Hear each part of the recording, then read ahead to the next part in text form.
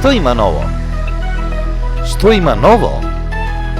Во Што има ново, разговараме со Џабир Дерала, председател на Цивил, истакнат новинар и граѓански активист за човекови права.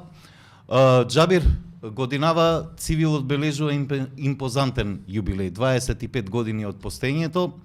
Во овие години Цивил стана една од најпрепознатливите организации во земјава, а и пошироко, со посветената работа за промовирање на мирот и демократијата, човековите права, еднаквоста и мултикултурализмот и безкомпромисната борба против меѓуетничката омраза и поделби, екстремизмот, насилството и дезинформациите меѓу другото. За жал, во земјава овие вредности се постојано под удар. Повторно деновиве кај нас гледаме обиди за потпалување на меѓуетничките тензии. Како ги доживуваш овие случувања? Не се за изненадување воопшто, тоа е ситуација во која политичките ентитети кои се против нашите евроатлантски интеграции, а кои се иманентно име да бидат националистички и деструктивни, секогаш знаат дека најефтината инвестиција е да вложат во разгорување на етничката омраза, а најголем профит политички добиваат токму од тоа.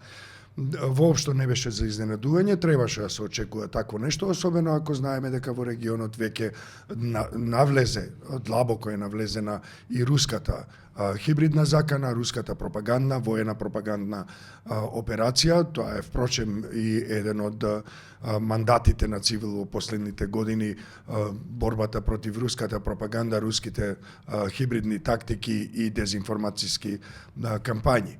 Впрочем, тоа не го гледаме одвоено од сите тие напори да се дестабилизира земјата. Добро, кому му одговараат овие етнички тензии и поделби? Ги спомна политичарите, тие нели најмногу профитираат одредени политички структури од оваа состојба.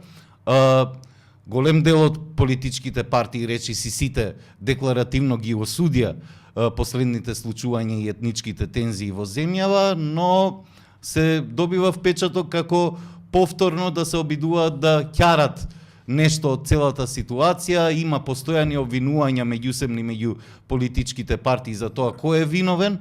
Имаме ли сили како земја да излеземе од овој маѓепсан круг? Сме биле во уште потешки состојби и ситуации, сме излегле од тоа како победничка демократија. Сметам дека одговорноста за овие инциденти поврзани со знамето, македонското знаме, а секако и палењето, односно сквернавењето на албанското знаме, се активности кои ги спроведуваат деца и млади, малолетници. Но некој ги подбуцнува. И сакате да кажете дека тие се одговорни. Не се. Се разбира, во рамките на законот секој е одговорен за секој престап што го прави, но вистинската одговорност лежи токму во политичките ентитети кои од своите центри на моќта и во земјава и од надвор, претежно од Москва, добиваат сигнали, односно насоки што да направат. Вистинската одговорност е во политичките ентитети кои се противат на земјата да стане уште подемократска, на земјата да напредува во евроатлантските процеси и на земјата да биде стабилна. Ова е дел од операција да се дестабилизира земјата, а гледаме дека такви обиди има и во регионот. Се користи жестока политичка пропаганда, па и дезинформации за да се поттикнуваат овие тензии во земјава. Кој ги шири, како се одвива оваа операција на поттикнување на тензии? Дали се тоа најмногу медиумите, социјалните мрежи, каде ги гледаш најболните точки?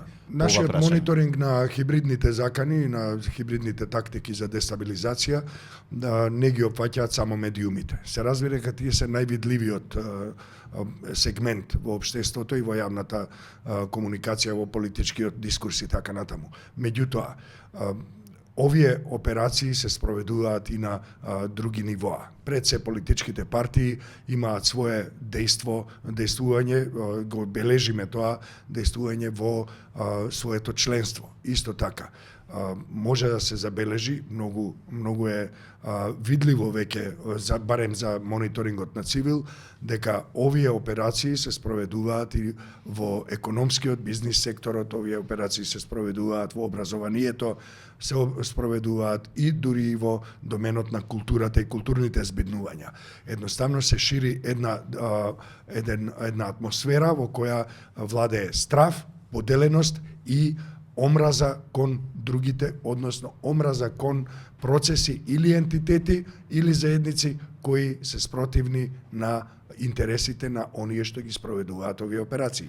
Поради многу јасно. Поради вашата работа и овие наоди на кои постојано укажувате, Цивил како организација се соочува постојано со сериозни напади и сериозни закани. Ги пријавувате до надлежните органи, дали институциите реагираат соодветно на овие пријави? Имавме една пријава, имавме повеќе пријави, но една е многу интересна и симптоматична. Пред повеќе од 9 месеци пријавивме во МВР и во јавното обвинителство очигледен атак, односно закана со убиство.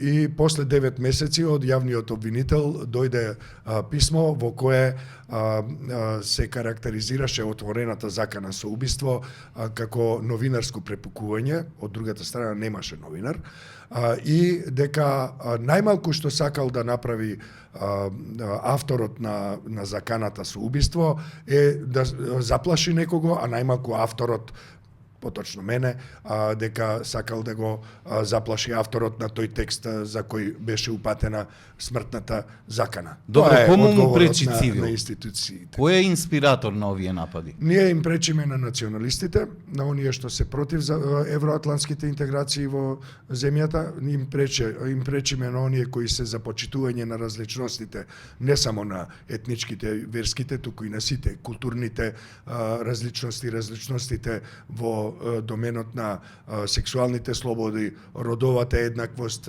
и така натаму, и исто така им пречиме на оние центри кои се послушни на Москва и на Белград. Ќе ни треба цела серија подкасти да зборуваме за постигнувањата на Цивил во минатите 25 години, но да зборуваме за иднината.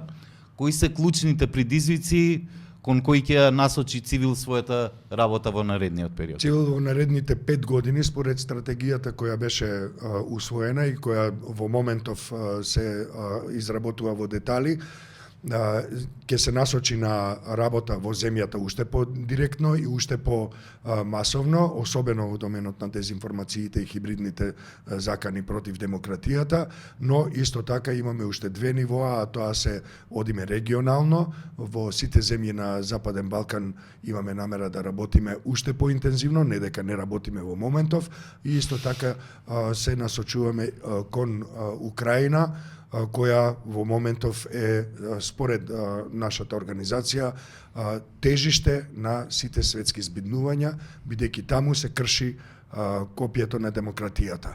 Ако Украина изгуби, губи цела Европа и целиот демократски и слободен свет. Авторитаризмот, радикалниот екстремизам, национал-шовинизмот и омразата земаат замав не само кај нас, туку насекаде во светот. Ја спомна Украина и руската агресија кон оваа земја. Има и други жестоки конфликти кои се разгоруваат. Имаат ли прогресивните сили во светот одговор на овие предизвици? Немаат. Едноставно прогресивните сили ја изгубија битката со самите себе и со своите вредности.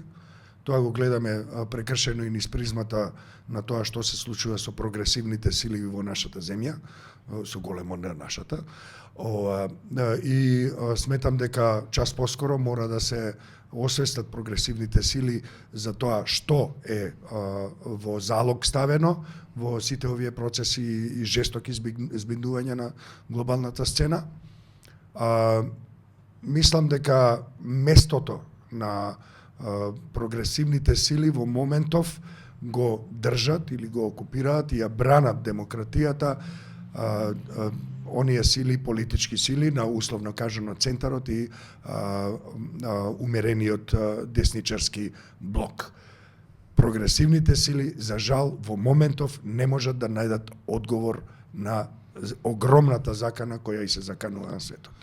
Како дел од одбележувањето на 25 годишното постоење на ЦИВИЛ, дел од одговорите на овие предизвици ќе ги барате и на тема на меѓународната конференција што ја организирате на 11 и 12 декември со наслов Одбрана на демократијата и човековите права наспроти војната, национализмот и авторитаризмот.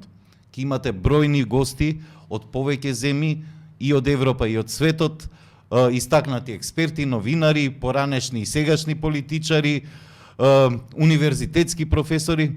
Какви пораки очекувате да испратите од овој настан? Прво се работи за подолг процес. Конференцијата е оној пик, односно кулминација на процесот. По конференцијата ќе имаме публикација во која ќе ги поместиме сите препораки и анализи кои ќе произлезат на самата конференција. Тие препораки, таа публикација ќе слета на десковите на креаторите на политики и практики во целиот свет, почнувајќи од Брисел, Вашингтон, ДС, Њу Јорк во седиштето на Обединетите нации, ОПСЕ, сите меѓународни организации за човекови права, вклучително Human Rights Watch и Amnesty International, исто така ќе слетаат на десковите на сите премиери и председатели на држави во Европа и се разбира во оние држави кои се нарекуваат слободен демократски свет на Западот. И верувам дека ќе биде тоа конференција со силен импакт. Горд сум на тоа што тоа е во Скопје, дека тоа еднашка може да се каже дека и Скопје може да биде извозник на идеи и решенија за ова, за она што се случува, за огромната закана од авторитаризмот, национализмот и од хибридните закани против мирот во светот.